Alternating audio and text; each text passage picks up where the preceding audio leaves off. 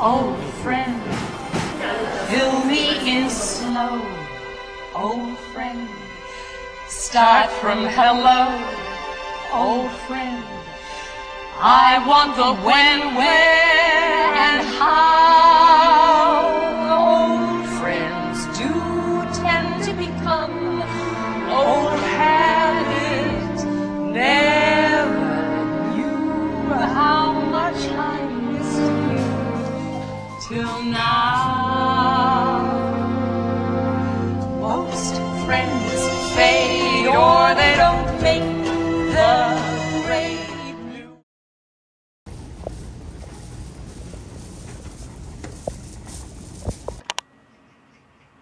Are we focused? Okay.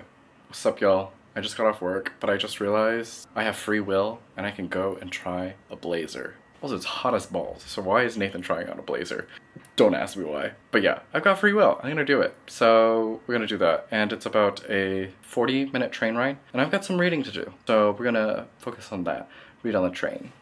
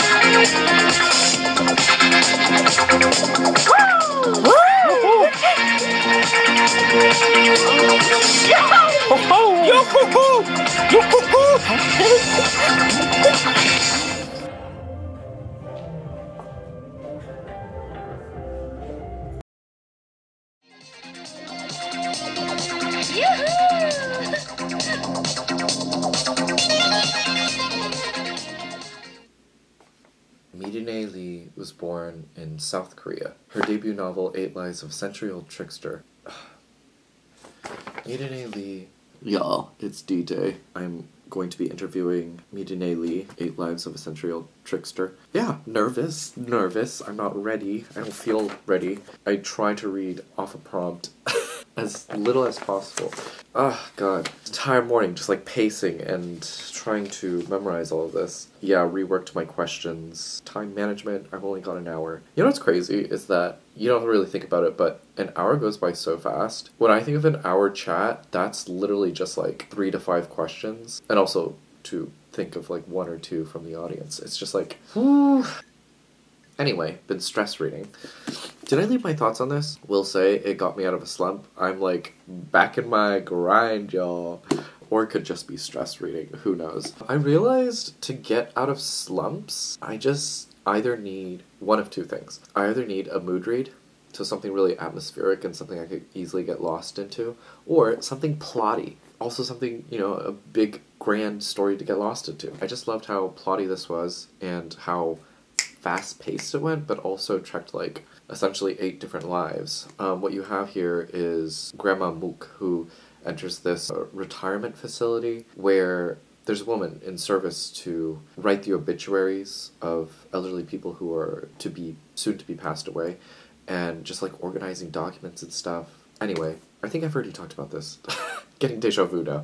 It's just linked itself to most of my recent viewings and readings of other things in terms of narrative, what to trust, what to believe, and what we have full faith in. I recently watched Vietnam, which sort of does that in this mythologizing of the way our parents have escaped the war. Speaking from a Vietnamese person, I hope your parents didn't have to escape war. The Door by Magda Szabo, another story about reliability of narration, who has power over a story.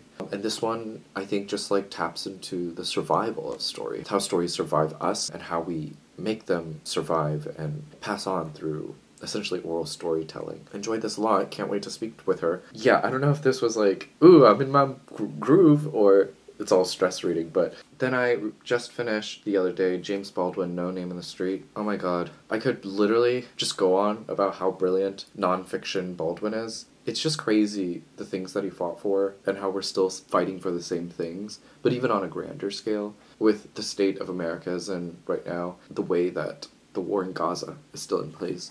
I don't know. If America was careless in the 60s and 70s, I don't know what care looks like now.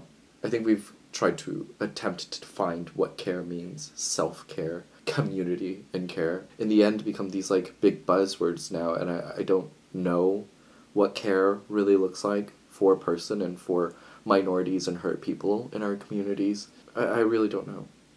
I don't. There's a moment in the book where he recalls his time in San Francisco where he meets Huey P. Newton, the co-founder of the Black Panther Party. I just love this note. He said, San Francisco, by far my favorite town, my favorite American town. And he was talking about this time in San Francisco before the Flower Children, just to say the hippies, where there was something there. There were people that cared. And he described these people, students in particular, earnest, eager students, anxious to know what they could do. And I don't think we have earnest, eager anxiousness anymore in trying to attempt to put into place possibility for the doing. What's that little funny thing that's going around FK Twigs? She was recently in an interview and she was like, where are all the great thinkers? Where are they? But I think, like, where are the great doers? Who are the people who are creating things like the Black Panther Party and clubs of culture, clubs of counter-revolution? Where are those clubs?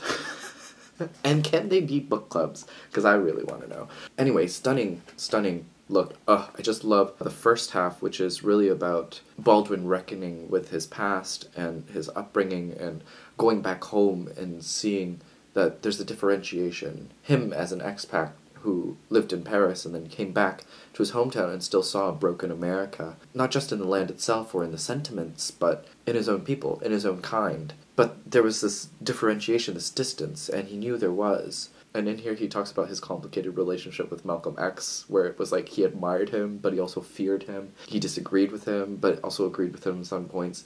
And I just miss that. You don't really have to stand for somebody, but you can respect for who they are and what they do, even if you don't really align with their values. I feel like even though you don't align with their values 100%, I think we need to go back to that. I don't know necessarily how one gets back to that, but I think it's just being tolerant of most things and being able to navigate conversation around common standing ground. And then in the last half it really talks about politics, looking at Nixon-era things and America as an entity that is careless and will never care for the backs of which it was built upon. Outstanding read. This thing is like dripping in highlighter ink. I have like highlights nearly on every other page. But a real joy also to be back in Baldwin's prose. I just think he's someone that I could listen to, honestly, forever and ever, because he just has this like whippy kind of way with words, and his prose, as much as it sings in his fiction, also sings in his non-fiction, and you really do see that it comes from a passion, not a passion of just hurt, but a passion of care. Baldwin cared, and it's really heartbreaking. In the epilogue he says that this book will never be finished because there's still so much more to fight for, so much more to care for, until something is fixed. Years after years, and that hurts. It hurts. Okay, to speak of the now, I'm reading Sempre Susan by Sigrid Nunez. This will be my first Sigrid Nunez. I believe this is memoir. Susan Sontag is someone I continue to refer to because, you know, she went to the places of war and hurt and made a difference through writing with her work in Bosnia and Saigon. So I know I jest and cringe of FK Twig's comment of where are the great thinkers, but like, I mean, it's kind of true. I mean, there's a plentitude of people on TikTok and this space as well who are doing things, but not the things that like Susan Sontag did and Joan Didion did, where they went to the battlefields and wrote. I want that. I don't know. I often think, like, yeah, what if I just drop everything and go, call me crazy, but I don't know. Oh, I did want to mention I went to Post Poetics, a bookstore It's an art bookstore, photography monographs, architecture books, criticism. It's closing down. I'm so sad. I don't know when I'm going to publish this vlog, but it's closing the end of June. I've been trying to make as many visitations as possible. But one of my favorite Japanese artists created little stickers for them because they're closing down. Kentaro Okawara. Aren't these so darling? I'm gonna miss it. It's been around for a while, but it was one of like a place called an establishment. Korea, still a very young country in terms of development. It's hard to call a place an establishment because rent prices are an issue, especially in really expensive areas, and also Korea sort of works in a supply and demand tantrum in terms of trends. So if something trends, they open it, and then, you know, trends die out so quickly that a lot of places will close. And so there aren't a lot of places that you can call an establishment. I mean, there's a bunch of like those old classic restaurants that I love, near and dear. But then there's like certain cafes, which I've loved, and now they're gone. And it's really just funny to see that like places 3 or 4 years ago are completely gone now. And yeah, it makes me sad. And Post Poetics is one of the great places of art and culture where you could find art books that you can't find anywhere else. But to compare this bookstore to anywhere else, say in New York or San Francisco, you know, I think of William Stout in San Francisco, great architecture bookstore, but also art books. In Little Italy, if you need to go. It's a wonderful, wonderful, that's called an establishment. Any bookstore in New York. I'm thinking Printed Matter, I'm thinking Dashwood Books, those are establishments. But Post Poetics can't compare because it's really the only one of its kind where the books that you would find there could probably be easily accessible, say in Berlin or Paris or any of the major cities. So it's really sad to see it go because then there really isn't another art bookstore. There are 2 or 3 other ones where I've gatekept, but I should let the good people know, shouldn't I? Because the more they stay in business, the more they'll be ever present, right? Anyway, they're doing a big sale next weekend. I think I'll go. They're doing a liquidation sale from, I think, like everything in their inventory to furniture. And me, I'm just like, should I pick up a chair? Should be crazy. I don't know. Anyway, I just hate when one of my favorite places just go like that. It hurts a lot. The talk is in about 4 hours or so, and I'm gonna keep practicing my script and then also sort myself out because I feel underprepared and there's just a whiz of other things to do. It's a novel about love, war, deceit, betrayal, identity, storytelling, and the trickery required for survival.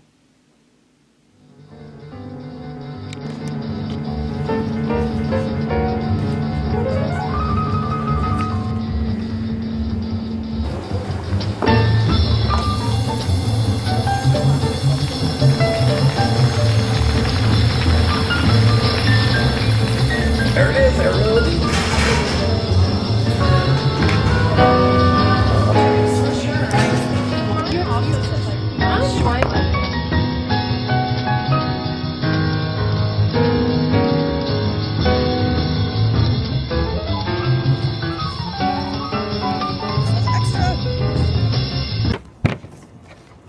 Chat ready. So nervous. I need wine. Crazy.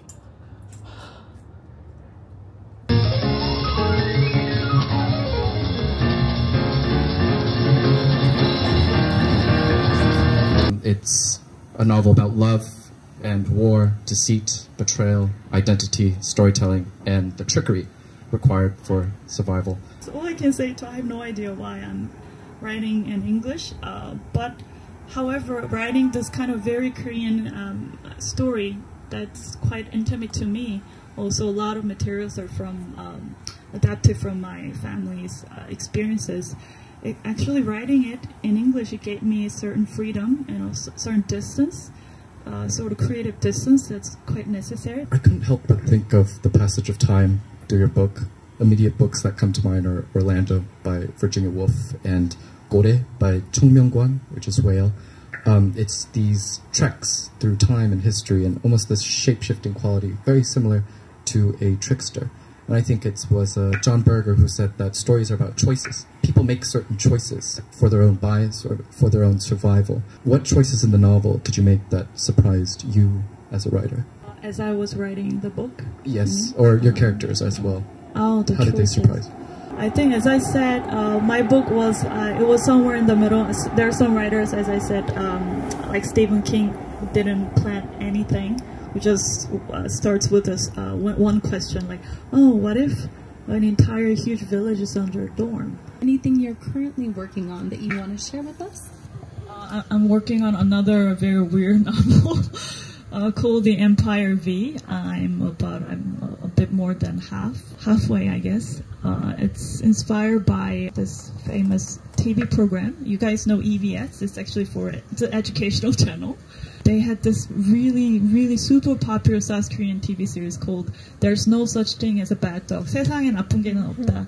It's about this, there's this really famous dog's behavior specialist, and he helps with the families, the guardians, who have dogs, who have behavioral problems. Like sometimes they're too aggressive, they beat, they bite all the time. Many, many different kind of problems. And I thought it would be just fun educational thing, but I ended up watching one episode, and then I cried so much. I never cried that much watching a TV series. And okay, I need to write something about it, inspired by those stories. So I'm writing a novel where there's this female narrator. She is a dog behavior specialist, and she grows up in this very peculiar environment as a child in this remote farm.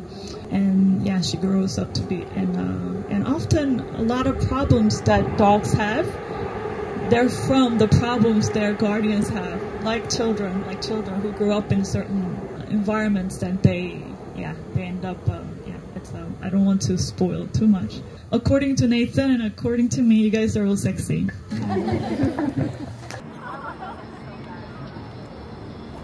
Minho, you want to say hi to the vlog? Hi to the followers of Nathan. He's a really nice guy. He even gave me a sticker from Jamie XX's concert. He's tripping the clock out. We got some books to read. Oh yeah, show him the haul. What'd you get? One from Hwang Yeo-jung about the time when there was dictatorship in Korea, and how the people were distributing car marks. And Mirinae, Nathan had a talk with Mirinae. I was there to watch. Nice.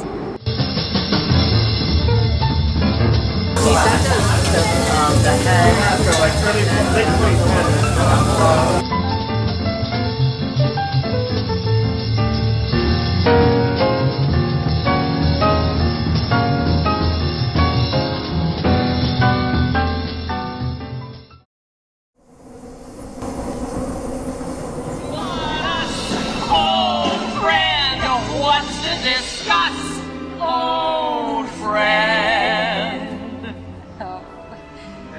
All the time I thought there's only me, crazy in a way that no one else could be. I would have given everything I own if someone could have said, you're not alone. All the time I thought that I was wrong, wanting to be me, but needing to belong. I would have given everything I had. Hey, slightly hungover. I literally don't know how to talk to people today, and I hope you can hear me. Just try to talk to two people, and I just can't today. I'm so sorry to whoever I spoke with today. If someone would have said, you're not so bad. Okay, what is this? What is going on here? A really art-filled day today. Seeing a lot of things just because everything's ending and I don't have time this weekend or next, so squeezing time in today. am I doing? I'm going to this gallery. Never heard of it before. It's called The Preference. And then afterwards, gonna go see Carrie and Pals at the book swap. So excited. That's why the bag looks so heavy today. But yeah, should be good. All the time, wasted time, all the years waiting for a sign to think we had it all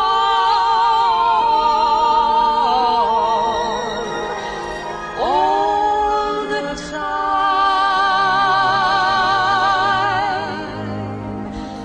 all the time. Hey, old friend, are you okay? Old friend, what do you say? Old friend, are we or are we unique? Time goes by, everything else keeps changing. You and I, we get continued next week. Most friends fade or they don't make the grade. New ones are quickly made, and in a pinch, sure they'll do. But us, old friend, wants to discuss old friend. Here's to us. Who's like us? Damn you.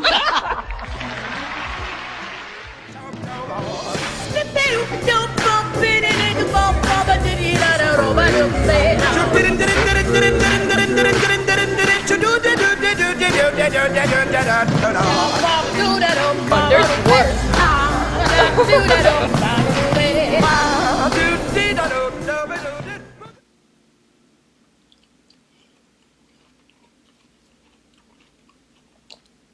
Hello again from my work fruit cup. What an incredibly bookish weekend. I just love when people come together for books. I don't have much time because there's construction going on in my building and I gotta get out at a certain point and I gotta go to work. And anyway, so I'm just gonna quickly breeze through everything. Interviewed Mirinae for 8 Lies of a Century-Old Trickster. Incredible chat. I wish I had it recorded because when you look online there's not many interviews with her. Also like video interviews, that it's non-existent, so I really wish I had, but hopefully with clips provided it'll give context. But incredible read, incredible person, she's so down to earth. I'm so glad she like stuck around, and there was the Soul Silent Book Club, so she got to talk to other readers, and she was just so amazed that there are people outside reading, like coming together to read, so it's always so special when that happens. As far as my current read, I'm still crunching through Sempre by Sigrid Nunez. Okay, now I understand that this is a memoir of Sigrid Nunez's experience with Susan Sontag while she was dating Sontag's son for a bit, and then Susan became her mentor at some point. That's what this treks through. Okay, as far as the warehouse sale goes, I picked up 2 books. I picked up Ways of Seeing by John Berger. Berger? I think it's Berger.